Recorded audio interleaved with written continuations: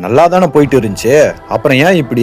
இங்கிலாந்துக்கு எதிரான 2வது ஒரு நாள் போட்டியில ஜெயிக்க வேண்டிய மேட்ச் இந்தியா எப்படி கோட்டை விட்டாங்கன்னு தெரியுமா? 3 முக்கியமான தப்பு தான் இதுக்கு காரணம். அது என்னன்னு இந்த வீடியோல பார்க்கலாம். அதுக்கு முன்னாடி நீங்க நம்ம சேனலை சப்ஸ்கிரைப் பண்ணிக்கோங்க.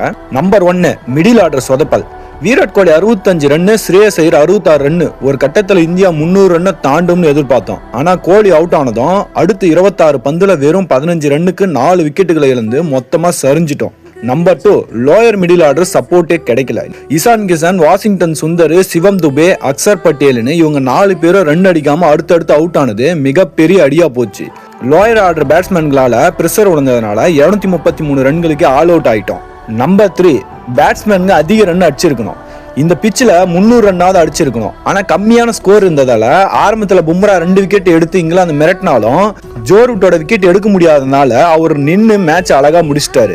சீரிஸ் இப்போ 1-1 சமநிலையில இருக்கு.